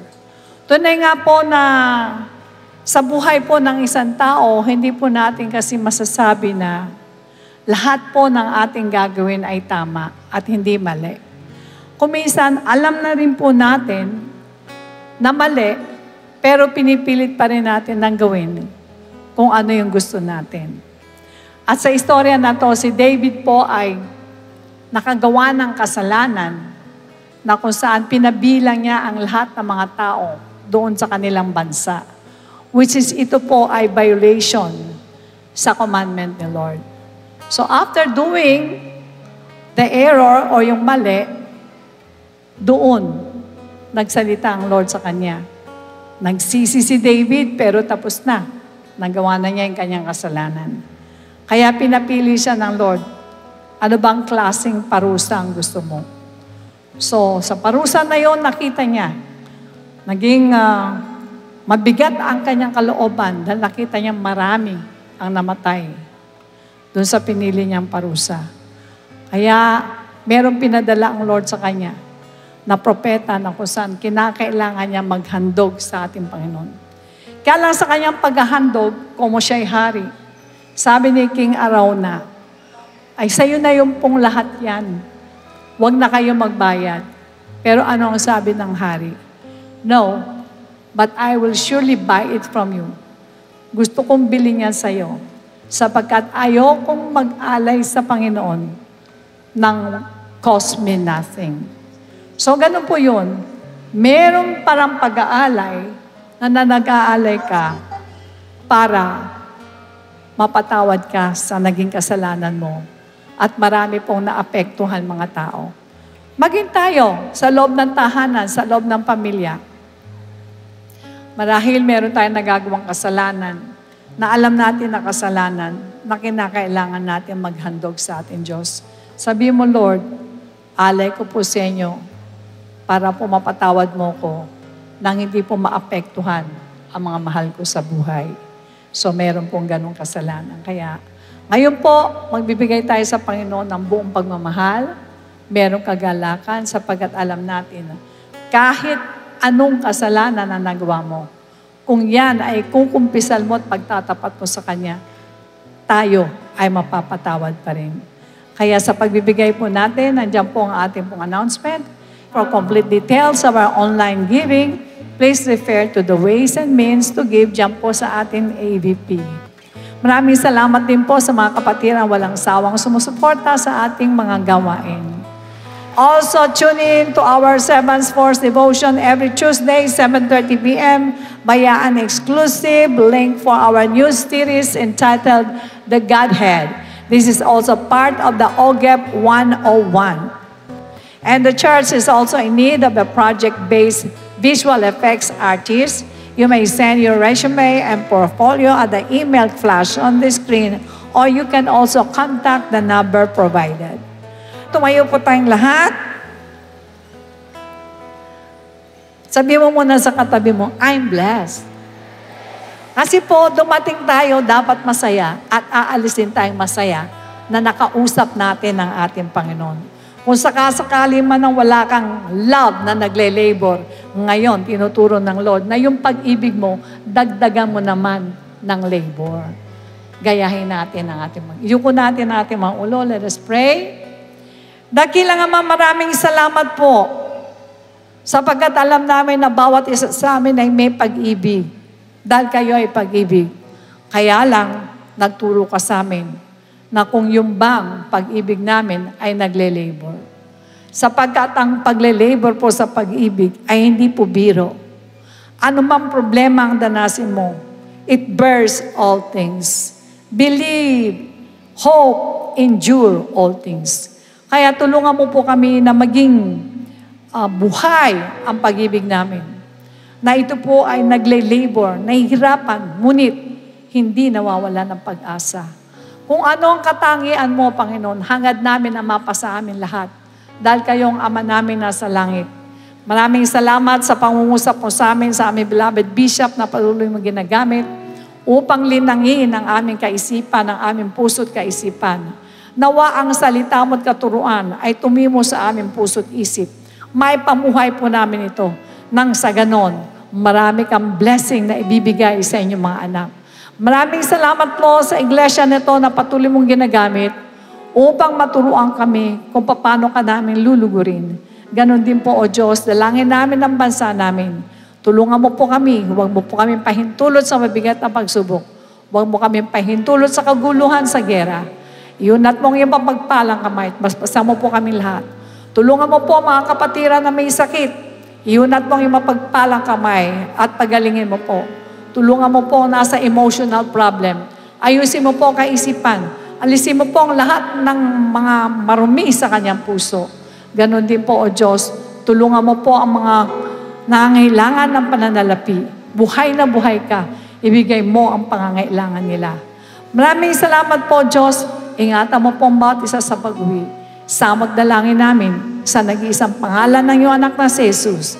And everybody say Amen. Amen. Praise God. The Lord bless and keep you and make His face shine upon you and be gracious to you and lift up His countenance upon you and give you peace. God bless you and to God be the glory. A blessed day to all brethren. Let us pay attention to these important reminders. For online giving and Bible study offerings, you may refer to the details on the screen.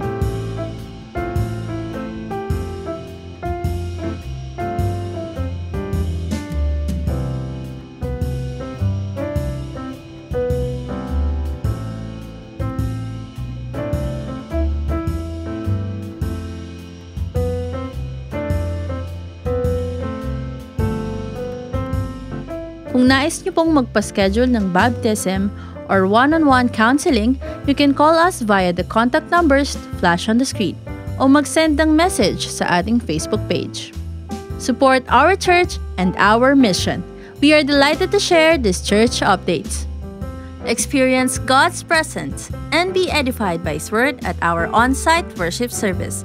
Join us at Cuneta Astrodome next Sunday at 9 a.m. Spread the news and bring your loved ones and friends. To God be the glorians. Don't miss the exclusive topic of our Servants Force devotion entitled The Godhead, which is also a part of the OGEP 101, happening every Tuesday, 7:30 p.m. via an exclusive YouTube link. We're calling all new generation to join the next Pray Talk Eat happening on July 6, Saturday, 7 a.m. via Google Meet. Visit New Generation Socials to connect. Be encouraged with our discipleship cause as we gather for the next 1FC Testimony Night on July 6, Saturday, 7 p.m. via Zoom. It's raining coffee, pastries, and spirit-uplifting talk once again.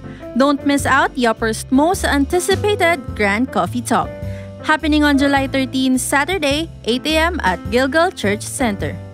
To all participants of the STARTS workshop by the CAD Prod team, see you on the next leg on July 13 and 27, 2:30 p.m. at Gilgal Church Center. Fill our cups and nurture our faith at our next congregational fasting on July 20, Saturday, 9 a.m. Venue to be announced. Good news! This is your chance to join the Servants Force, calling all those with God-given gift and skills. We are looking for passionate individuals who will be part of worship team, CAT Prod, and service operations ministries. Meanwhile, for worship team, we need vocals and band such as electric or acoustic guitarist, bassist, keyboardist, and drummer. For CAT Prod, we need new addition to the C-Cube, video team, multimedia and graphic services team, audio and tech support. The service operations is also in need of Bethesda, Gideon, and comrades. Those who want to join must have completed one of C Books 1 and 2 as a basic requirement. Scan the QR code or fill out the ministry form found on our website or at the information area every Sunday. The Servants Force Department will get in touch with you after successfully submitting the form. Sign up now.